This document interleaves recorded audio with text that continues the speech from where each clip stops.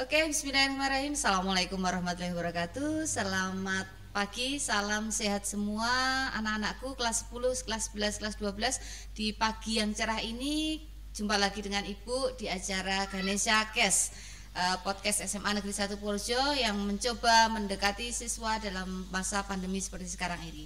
Oke, anak-anakku yang berbahagia, pagi yang cerah ini Ibu akan mendatangkan seorang tamu yang luar biasa, istimewa pasti, dan beliau sangat sibuk sekarang ini.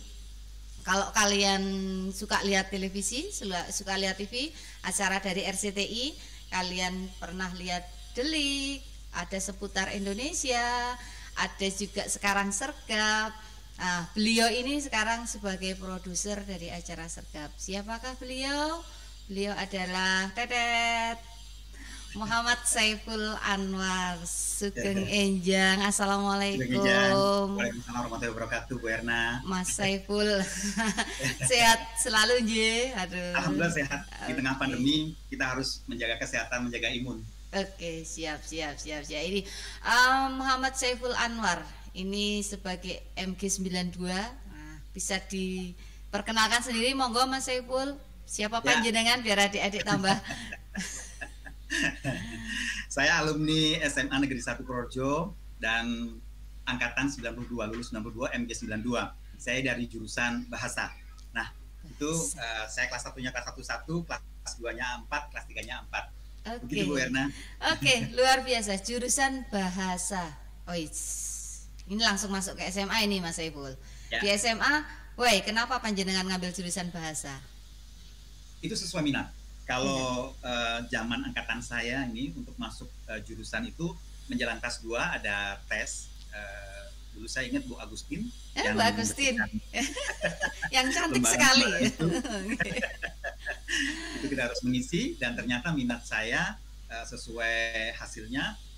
Jurusannya bahasa masuknya.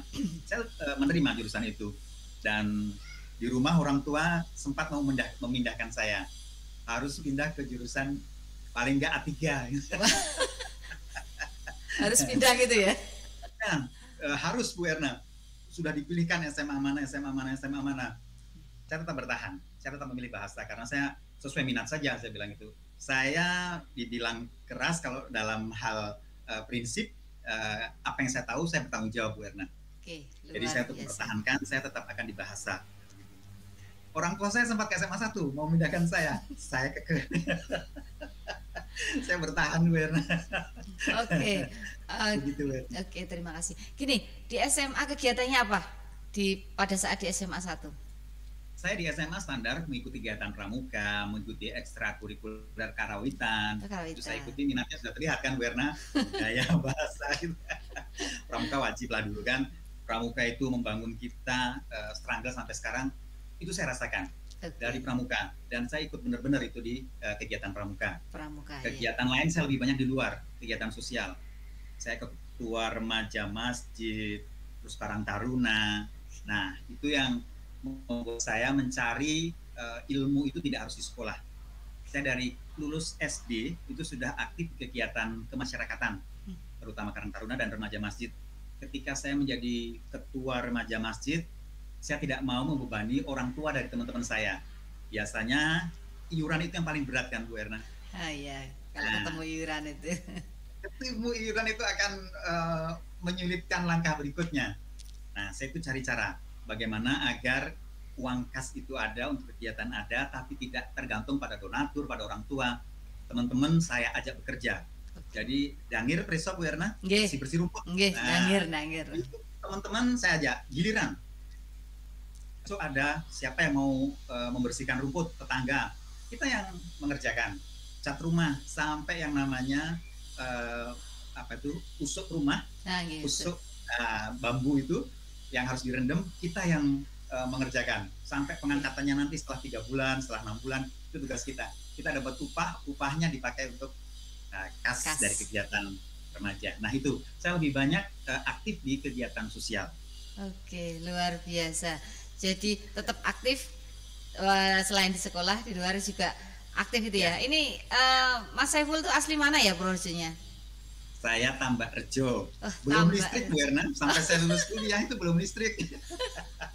Belum ada listrik ya? Saya belajar masih hitam-hitam kalau deket ke lampu. Oke, luar biasa. Jadi daerah Tambak Rejo ya, anak-anak dari Tambak Rejo ini kakak kelas kalian yang dari daerah Tambak Rejo. Yuk kita kepoin beliau selanjutnya. Oke, gini Mas Saiful. Panjenengan di bahasa, kemudian sekarang menjadi seorang produser sebuah acara yang luar biasa.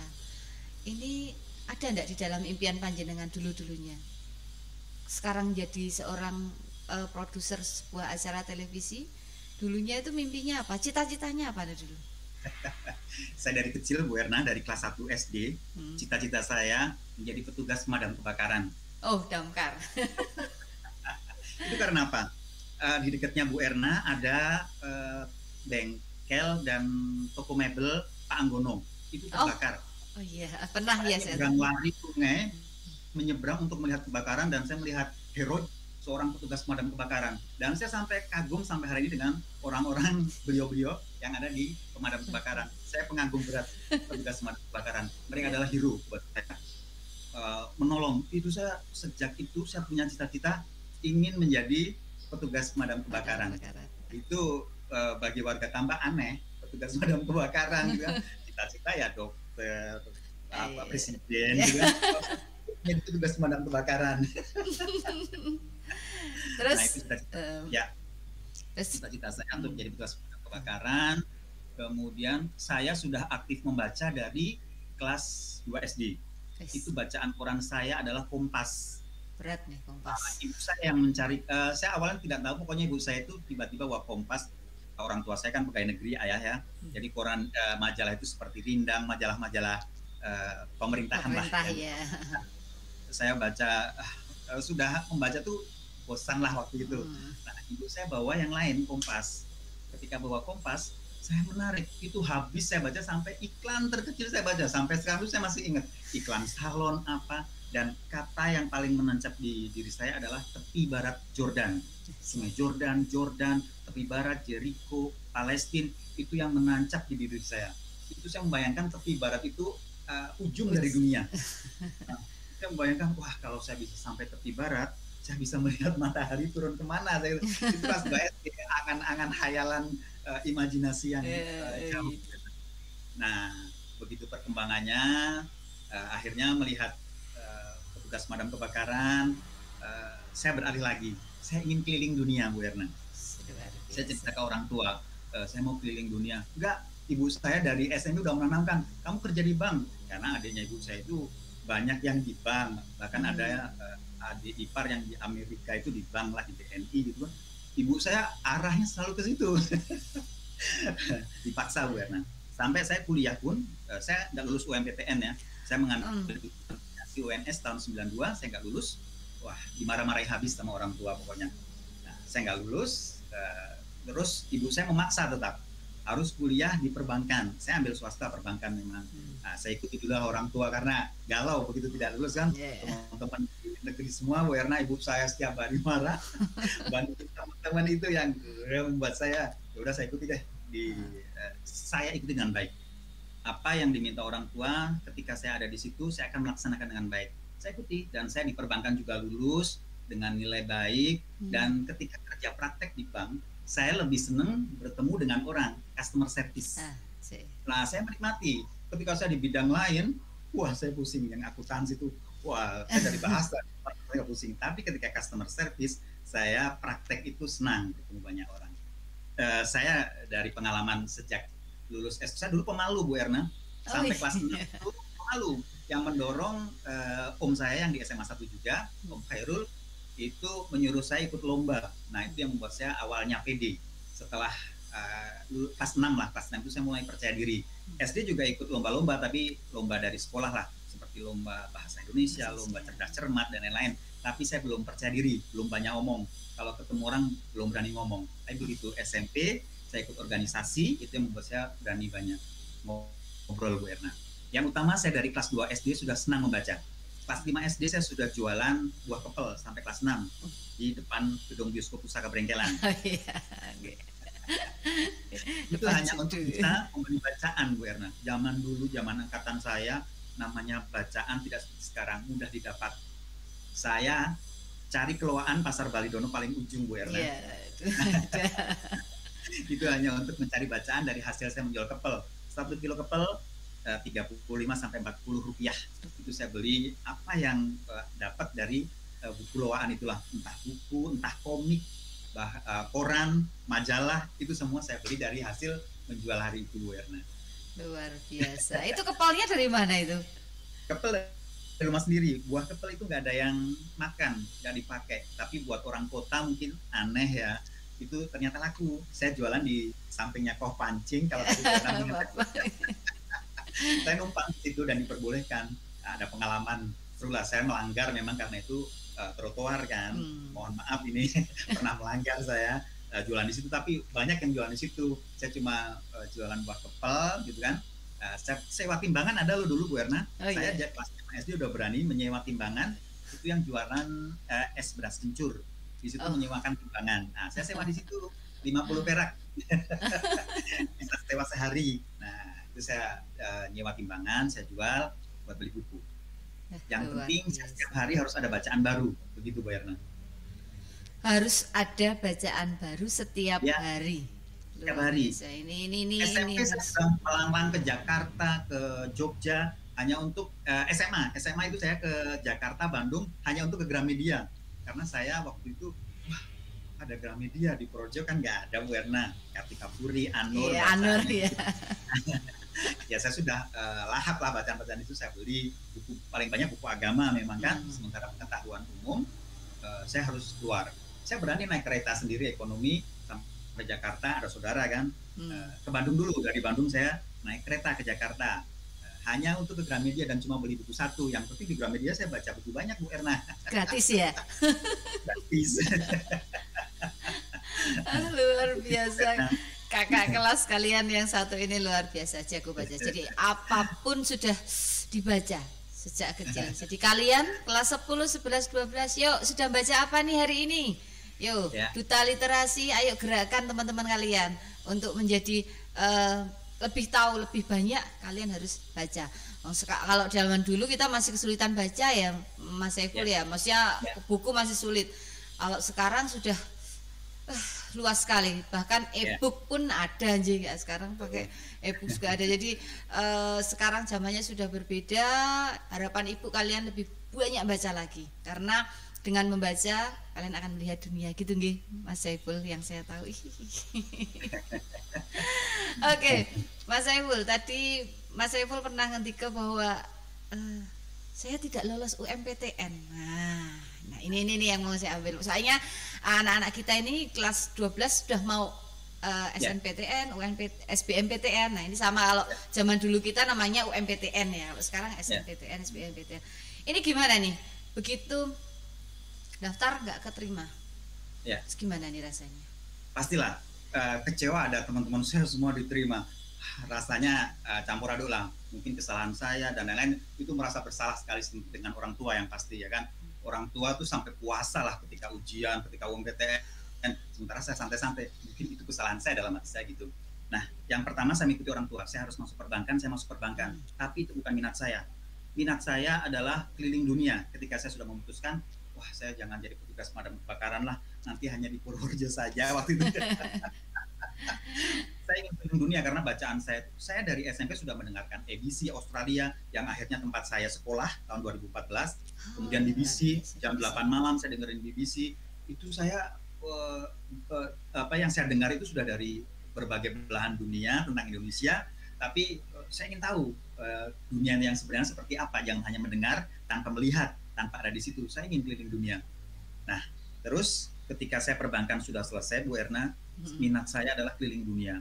Saya tadinya mau kuliah di Abayo atau Akademi Bahasa di Jakarta swasta waktu itu ya. Saya kok Abayo ya, saya bilang itu bahasa masih bisa dipelajari sendiri dalam hati saya gitu kan. Saya kok tetap konsultasi dengan keluarga, dengan orang tua. Saya sudah lulus perbankan ya ini ya. Sudah lulus perbankan. Banyak ya, tapi saya akan bertanggung jawab. Tapi itu saya sudah sambil bekerja, Bu Erna. Jadi dari SMP itu saya sudah melamar pekerjaan di radio. itu saya ditertawakan pernah, ditolak pernah, kirim balasan surat dengan resmi juga pernah. Itu bukan buat saya bukan menjadi halangan untuk malu, enggak. Saya tidak pernah putus asa. Saya lamar terus sampai akhirnya saya diterima di RSPD kan. RSPD iya. Ya, saya siaran di RSPD Purworejo. Bareng sama Putri ya?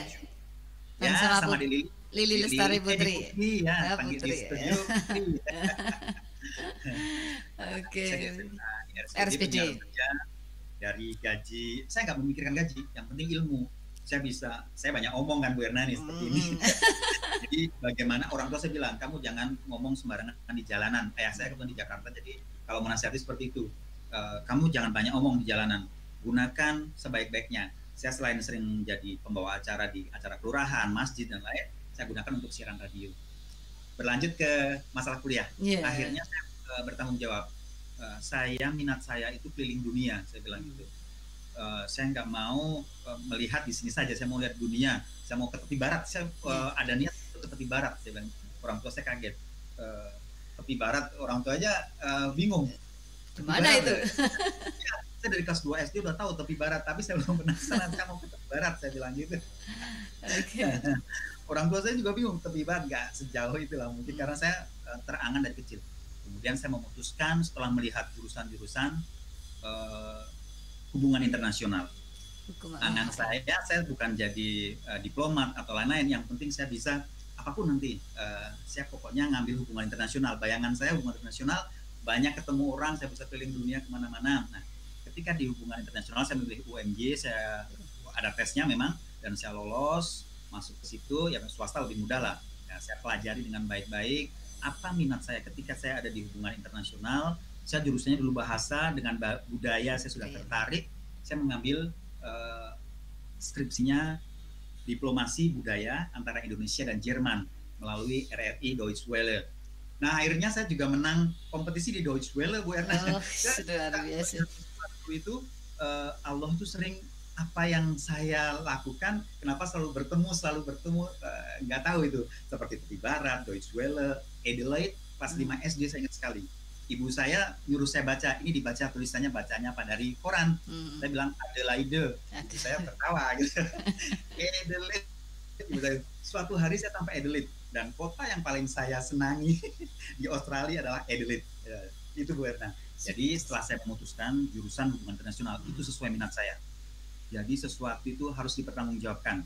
Ketika kita kekeh pada sesuatu, kita harus mempertanggungjawabkan. Dengan orang tua kita bertanggung jawab. Orang tua menginginkan apa? Oke, kita ikuti, gitu kan? Yang penting tanggung jawab.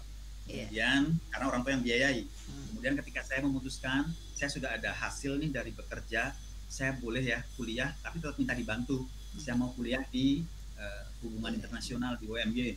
Orang tua juga bingung. Mau jadi apalah, biasa kan orang tua harus didiskusikan dengan keluarga. Keluarga itu bagi saya utama. Keluarga, terus mbah saya juga masih ada waktu jauh lah bayangannya, apa kerja apa yang dipikir selalu kerja kalau orang tua. Ya betul sih, kita kalau saya memang belum memikir kerja apa, yang penting saya bisa keliling dunia gambarannya. Waktu mbah saya malah bilang jadi pramugara saja, saya bilang ganteng juga enggak, jadi pramugara gimana, saya bilang. Nah, saya tekun di situ, saya tetap siaran sampai saya lulus karena di hubungan internasional dengan nilai memuaskan lah. Luar biasa. Kurang dari 4 tahun sudah selesai, 3 tahun sekian saya sudah selesai. Skripsi saya bolak-balik Jakarta Jogja, saya tetap sambil siaran. Hobi saya tidak tertinggalkan, saya hobi naik gunung. Saya tidak pernah ikut organisasi Mapala dan lain-lain, tapi saya selalu mandiri. Tapi saya tanggung jawab, sekali lagi tanggung jawab itu utama. Saya berlatih, tetap olahraga agar naik gunung itu kuat, bukan sembarangan naik gunung. Siaran iya Bu Erna, naik gunung iya. Terus kuliah ya, saya juga heran. Waktu itu kuat banget ya dalam masa membaca, tapi ya ke Gramedia utama, apalagi di Jogja kan, ada Gramedia. Dari kampus, perpustakaan saya bosen, nggak tahu kenapa. Tersian buku di perpustakaan daerah Jogja ya, Perpusda. Ya Perpusda, itu bacanya saya lahap habis. Saya ke Gramedia beli buku tipis yang harganya sekian, tapi saya bisa nyolong baca yang lain. Itu karena tanggung jawab utama, dan membaca tidak pernah berhenti saya. Oke, luar biasa. Jadi tanggung jawab nomor 1 nggih. Ya. Sesuai dengan passing, tanggung jawab apa-apa yang dikerjakan harus bisa dipertanggungjawabkan pada orang tua yang pasti nggih, dan kepada keluarga juga pasti. Dan hasilnya anak-anakku semua, Mas Saiful, Bang Saiful, Pak Saiful sekarang menjadi seorang produser di RCTI. Nah, ini gimana nih? Kok langsung setelah lulus dari UMY tadi langsung daftar ke RCTI atau bagaimana ini ceritanya? Ya. Jadi ketika kita sekolah kita harus punya keahlian, Bu Erna, ya kan?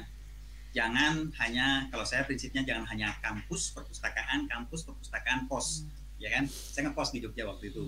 Nah, tapi kita harus punya keahlian lain. Saya bergaul dengan siapapun, dari pencuri, dari perampok ibaratnya, saya bergaul. Di Jogja itu ada komunitas itu, saya main ke situ. Itu yang penting kita sudah punya prinsip dan nggak terpengaruh dengan orang yang minum, saya nggak ikut minum, tapi saya tetap baik sama mereka. Nah, itu cara pergaulan saya. Kemudian bagaimana saya bisa sampai ke RCTI, lulus dari UMY, saya punya keahlian di bidang siaran radio. Tapi saya kebetulan diterima di Astra, Bu, karena Astra malah ya. Astra.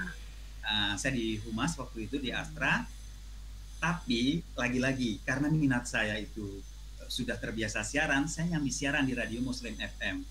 Tetap siaran. Jadi di Astra sekian lah Bu Erna, ya kan? Akhirnya kerja 2, jatuh sakit fisik, capek di Jakarta, ternyata suasananya berbeda kan, macet lah, banjir waktu itu. Akhirnya saya putuskan meninggalkan Astra yang gajinya sekian dan saya memilih radio yang gajinya sekian.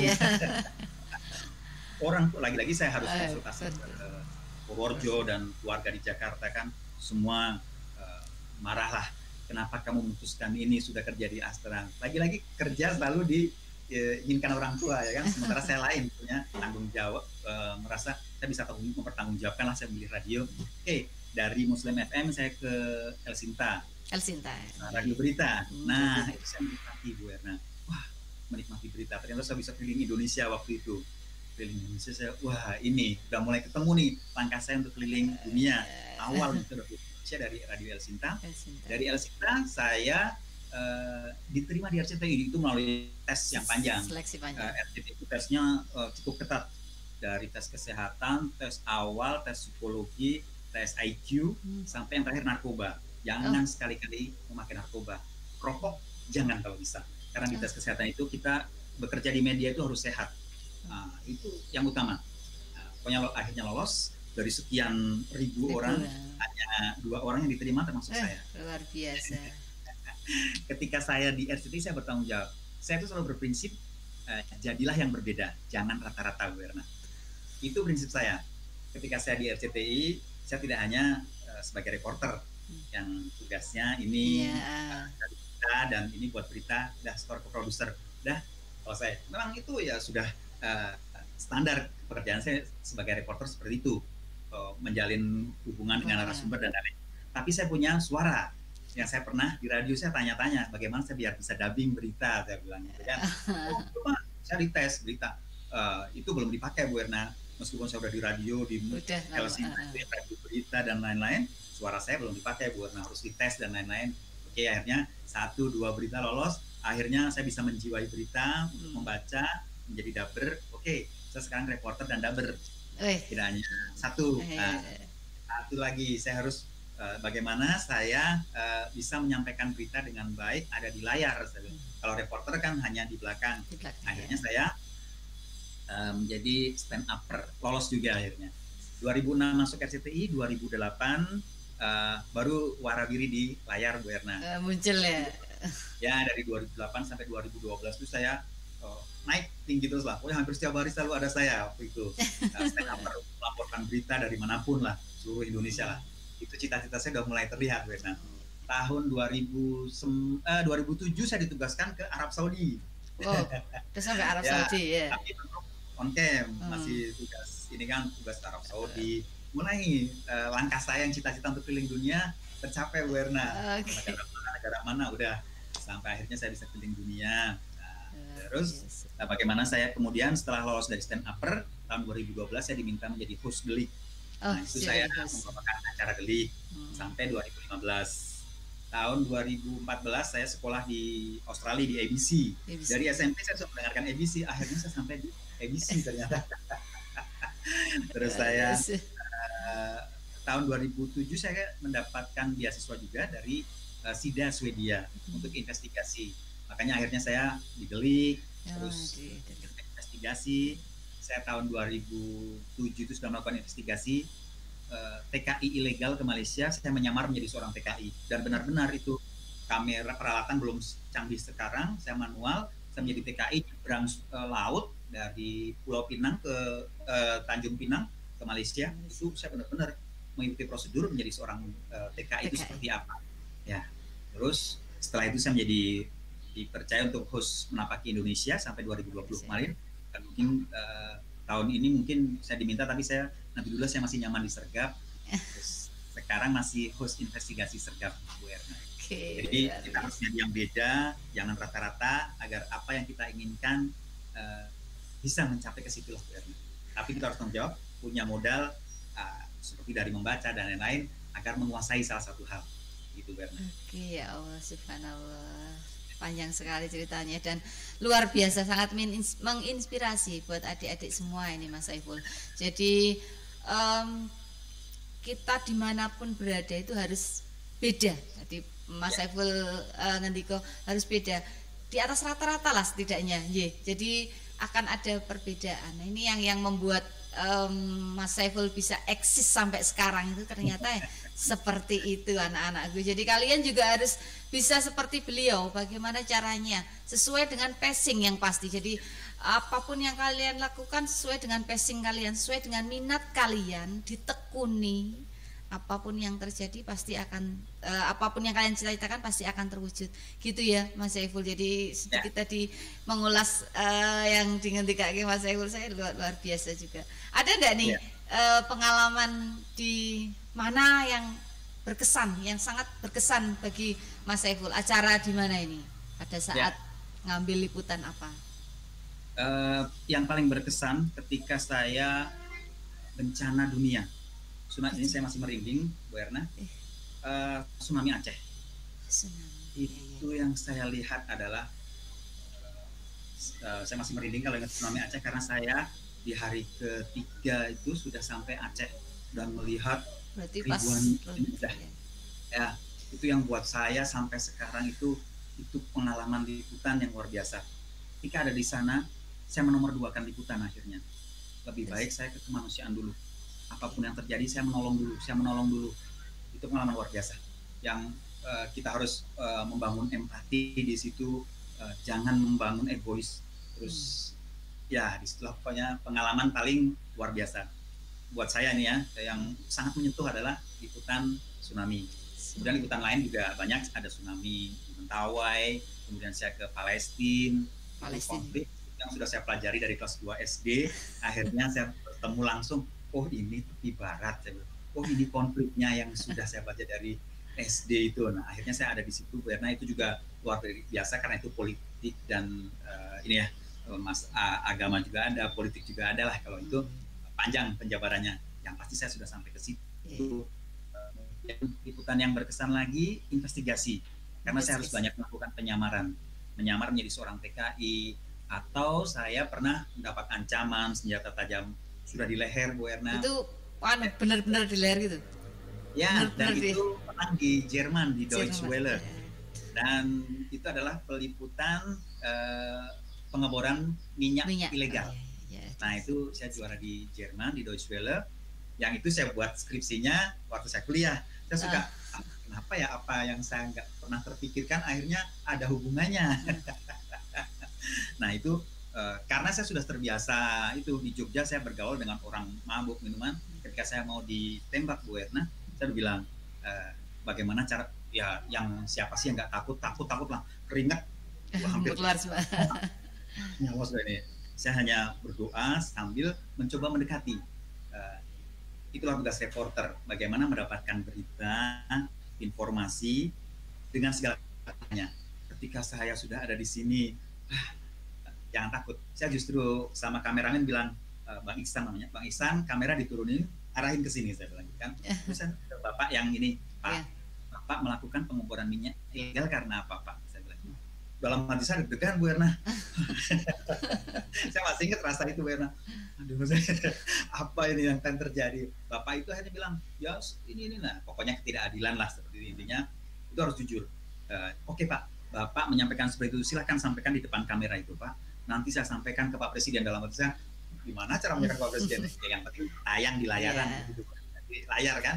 Nah itu janji saya, nanti tayang di layar lah, dilihat Pak Presiden, saya bilang. Akhirnya luluh, itu ditarik, dan akhirnya beliau luluh. Dan liputan itu menang. Kemudian yang lain ketika konflik Mesuji, di Mesuji juga. Mesuji, oh ya Lampung ya. Mesuji Lampung. Nah itu yang kepala dipenggal-penggal lah. Saya orang yang pertama masuk ketika saya dihadang dengan senjata tajam, semua sudah pegang pedang. Itu lama lah proses akhirnya bisa luluh itu lama. Ada 2 jam lebih lah. Itu saya yang sudah takut Bu. Negosiasinya ya. Ya negosiasinya lama. Akhirnya ketemu di titik kepala suku itu punya menantu orang Aceh. Saya akan berkait dengan keluarga Aceh ya kan. Ketika nyambung si kepala suku itu akhirnya menerima saya dengan baik. Mau informasi apa, mau apa, saya ditawari semua. Wawancara lancar Bu Erna. Itu semua ya saya banyak belajar dari membaca, bergaul, bagaimana cara mendekati orang Bu Erna. Di perbankan saya jadi senang customer service kan, yang berhubungan dengan orang. Ketika bertemu orang, ilmu yang saya dari perbankan tidak sia-sia. Ketika saya bagaimana cara mendekati orang, ternyata bisa saya pergunakan ketika saya menjadi seorang reporter. Nah, yang sangat berkesan yaitu ya satu lagi pembantaian orang hutan. Pembantaian orang hutan itu dilihat orang seluruh dunia lah. Karena waktu di Indonesia sedang ada Asian Games atau Asia Games lah pokoknya. Kemudian sampai Julia Robert artis itu menonton. Dan saya yang cuma nonton dari Pretty Woman, liputan saya nonton dan liputan pembantaian orang hutan itu banyak memenangkan perlombaan dari di Indonesia maupun internasional. Oke, luar biasa sekali. Kalau mau berkesan lah, semua liputan selalu menarik Bu Erna. Oke, di sini kalau saya lihat panjenengan sudah dapat penghargaan dari Deutsche Welle tadi ya. Kemudian CNN Award, KPI Award, kemudian sampai UNICEF juga, dan yang terakhir UNICEF menangkan peliputan tentang anak UNICEF. Oh ya anak ya. Kemudian kalau yang Adiwarta Sampurna juga ada juga, luar biasa. Prestasi yang amat sangat luar biasa, yang bisa menjadi contoh buat adik-adik kelas semua. Dari keadaan yang tidak mudah, keadaan yang dari awal memang kurang beruntung ya kalau dilihat dari awal sudah tidak lolos UMPTN, nah terus mau kemana, nah, ternyata sampai ke konflik dengan orang tua, akhirnya beliau bisa menjadi seorang reporter bahkan produser ya, produser acara Sergap. Oke, Sergap yang edisi terbaru ini apa ini Mas Saiful? Yang sekarang kemarin yang baru saya garap panjang kasus di Rembang, pembunuhan seniman terkenal di Dalang Ki Anom Subekti dan keluarga, itu yang sudah saya kerjakan kemarin hari Kamis dan sudah tayang hari Kamis juga. Kamis kemarin ya. Biasanya pekan depan ada yang lain lagi tentang kekerasan anak. Oke ya, terima kasih. Jadi anak-anakku, kalau kalian melihat Sergap, nah, itu ada Mas Saiful Anwar yang alumni SMA Negeri 1 Porsche MG92. Mas Saiful anak SMA tidak saya sarankan menonton Sergap Bu. Oh iya, kenapa sih? Ya karena itu banyak kekerasan. Jangan dulu kalau untuk adik-adik SMA jangan menonton Sergap dulu karena itu banyak kekerasan. Yang pasti itu harus pendampingan orang tua kalau mau menonton. Jadi banyak yang harus ada pendampingan kalau nonton Sergap. Kalau yang lain kenapa ke Indonesia boleh, di YouTube juga ada. Itu yang saya jalan-jalan keliling Indonesia, jelajah Australia, saya keliling Australia. Ya, jadi, ada semangat lah. Bisa melihat Indonesia dari luar sana. Jadi tidak hanya di Indonesia saja, tapi bisa melihat Indonesia dari ternyata Indonesia itu dilihat dari luar tuh seperti apa. Nah itu. Terus pas ke tepi barat jadi bertemu matahari enggak nih? Itu bayangan saya Bu. Ketika ke tepi barat saya akan melihat matahari turunnya kemana sampai mana. Tepi barat adalah batas antara Jordan dan Palestina Israel, ada Jericho juga, ada sungai yang membelah di situ. Kalau bagi yang Nasrani ada pembaptisan di situ, biasanya di sungai Jordan itu ada tempatnya. Nah, saya bisa menikmati itu semua. Oh, ini tepi barat ternyata. Yang saya bayangkan dari dulu akan melihat matahari tenggelam, habis turun ke bawah naik. Ternyata itu adalah daratan yang cukup luas, dan di titik nol jurang terendah di situ ada di wilayah Jordan. Dan Palestina Israel. Oke, luar biasa sekali, pengalaman yang amat sangat luar biasa. Dan Ibu yakin di sini bahwa Mas Saiful bisa seperti itu, kuncinya harus banyak membaca, literasi gitu ya Mas. Kalau sekarang namanya literasi, jadi harus banyak membaca. Di belakang Ibu ini buku-buku, ini di perpustakaan banyak. Kalian bisa pinjam. Nah, kalau kurang nanti kayak Mas Saiful, jadi ke Gramedia. Terus nanti kita ngambil buku, yuk dodok di belakang bawah itu ya. Saya biasanya juga gitu. Buka-buka baca, udah puas masukkan, cari yang lainnya lagi ya. Gitu sih. Sukanya gitu mesti. Yang gratis, murah, nanti belinya keluar buku tipis kecil aja. Tapi tidak apa-apa, memang diperbolehkan kalau di Gramedia seperti itu ya. Jadi apapun yang terjadi, bagaimanapun yang keadaannya, yang penting kalau itu sudah keinginan, itu sudah passing, itu sudah cita-cita, diperjuangkan, dimaksimalkan, usahakan di atas rata-rata. Tadi saya ambil sedikit kalimat dari Mas Saiful bahwa saya harus ada di atas rata-rata. Nah, ini yang menjadi sedikit tanda kutip yang tebal buat anak-anakku semua. Boleh kamu bisa kompetisi dimanapun, tapi kalau bisa harus ada di atas rata-rata. Kalau kamu ada di atas rata-rata, di atas yang lainnya, pasti kamu akan mendapat kelebihan yang lebih lagi. Gitu ya Mas Saiful nggih. Oke, terima kasih sekali Mas Saiful, luar biasa. Jadi ceritanya yang cukup menginspirasi buat adik-adik semua, dari seorang wartawan, bukan wartawan ya, reporter, bahkan sekarang produser, dan produser dari sebuah stasiun televisi swasta yang cukup yang paling besar sekarang ya, RCTI. Oke. Sebelum Ibu tutup di sini, ada enggak satu kata buat SMA Negeri 1 Purworejo? Satu pesan lah buat siswa SMA 1 Purworejo. Buat saya SMA 1 itu disiplin. Saya belajar disiplin, salah satunya dari SMA 1 Purworejo. Jam 6.45 itu sudah masuk kelas. Jangan sampai enggak, pintu gerbang ditutup. Itu buat saya dari Tambak, kadang kan naik sepeda, kadang bahkan jalan kaki. Yang penting jalan kaki sampai pantok naik angkot. Waktu itu ya kan. Wah, sepeda motor belum seperti sekarang, anak saya mau naik sepeda motor kan, sepeda kadang saya. Nah, itu cukup jauh, tapi jam 6.45 sudah harus sampai. Itu buat saya adalah, saya belajar disiplin dari SMA 1. Di SMA 1 itu, buat saya yang saya ingat adalah disiplin. Oke, terima kasih. Anak-anakku kelas 10, 11, 12, Mas Saiful Anwar teringat SMA 1 karena disiplin.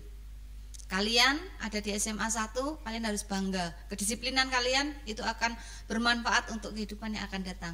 Dan yang kelas 10, ayo yang kelas 10 ini masih belum pernah ke sekolah ya Mas Saiful. Jadi baru sekali saja ke sekolah sebentar terus pulang. Jadi belum mengalami masuk jam 7 kurang seperempat. Jadi kalau anak kelas 10 besok kalau masih Bu Erna ya? Masih jam 6.45? Iya masuk. Masih tetap. Alhamdulillah masih terjaga. Sampai sekarang. Iya, itu yang membuat saya harus terburu-buru, bangun tepat waktu dan lain-lain. Karena di rumah pekerjaan banyak, harus nimbang air kalau zaman saya kan. Bagaimana jam 6.45 udah harus sampai sekolah. Effortnya luar biasa. Alhamdulillah masih terjaga ya. Masih. Pernah terlambat enggak? Mas Saiful pernah terlambat enggak? Alhamdulillah, saya sampai kuliah nggak pernah yang namanya membolos. Itu nggak pernah. Terus terlambat tidak pernah. Itu saya, karena saya ini kemampuannya lebih di penglihatan Bu Erna. Ketika saya melihat Bapak Ibu guru, itu saya akan lebih masuk. Ketika saya tanpa mendengar, tanpa melihat itu belajar sama teman itu saya lebih sulit Bu Erna. Ketika kuliah juga saya masuk terus, belum pernah izin. Tapi saya beruntung. Akhirnya teman-teman sering pinjam catatan saya tarif Bu Erna, nggak apa-apa dong. Buat tambahan ketika jadi mahasiswa Bu Erna. Dimanfaatkan ya. Saya minta dulu uang tambahan buat saya. Jangan ditiru ya. Gak apa-apa, yang penting sana ikhlas ini. Saling memberi, saling menerima. Oke, pengalaman yang luar biasa dari Mas Saiful Anwar. Jadi anak-anakku 645 itu bukan baru sekarang, Jadi saat kami dulu, saya adik kelasnya Mas Saiful Anwar juga 6.45 sama, harus sampai sekolah sama. Kalau Mas Saiful Anwar belum pernah telat, nek saya pernah telat Mas Saiful. Jadi sekarang ada grup WA itu teman-teman cerita tentang pengalaman telat harus melompat dari samping masjid kan. Iya. Nah, saya jadi nyesel, waduh saya nggak punya pengalaman telat ya. Rasanya deg-degan, saya nggak pernah tahu ya. Saya pernah telat Mas Saiful, itulah jangan dicontoh ya, tapi itu pengalaman juga. Jadi kalau tidak seperti itu tidak bisa buat cerita di sini. Saya seperti ini pun juga pernah telat loh Mas, di depan gerbang itu masuknya 1 jam lagi. Oke, ini cerita dari Mas Saiful, cerita kami di SMA 1. Jadi Mas SMA 1 memang seperti itu. Jadi budaya disiplin itu sudah dari sejak dulu ditanamkan, karena sekolah kita itu sekolah yang notabene dari perjuangan tentara pelajar. Jadi kalian itu pejuang. Jadi dimanapun kalian berada itu harus diperjuangkan. Jadi jangan takut untuk belum apa-apa udah takut kalah, sudah minder dulu. No way, bukan anak SMA 1. SMA 1 tidak boleh minder, harus berani, disiplin. Itu ya Mas Saiful yang bisa saya take.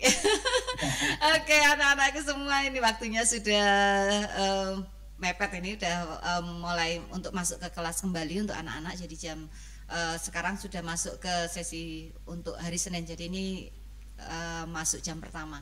Jadi anak-anakku silahkan kalian bisa kembali ke kelas masing-masing untuk pembelajaran. Jangan lupa kalian anak hebat, anak berkarakter, anak luar biasa, anak SMA Negeri 1 Purworejo. Jangan lupa kalau kemana-mana harus pakai masker. Kemudian jangan lupa sering-seringlah cuci tangan, pakai air mengalir atau pakai hand sanitizer. Kemudian tidak lupa jaga jarak, jaga hati enggak nih Mas? Tetap dekat di hati. Dekat di hati. Oke.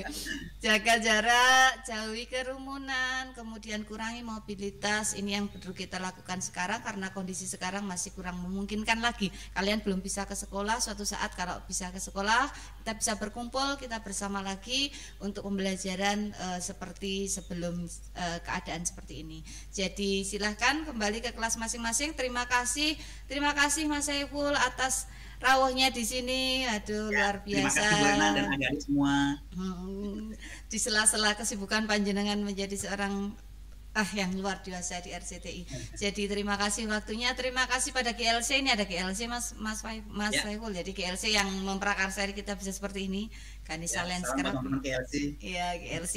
Kemudian terima kasih kepada Kehumasan yang memberikan kesempatan kita untuk bisa banyak bicara di sini untuk adik-adik kita semua.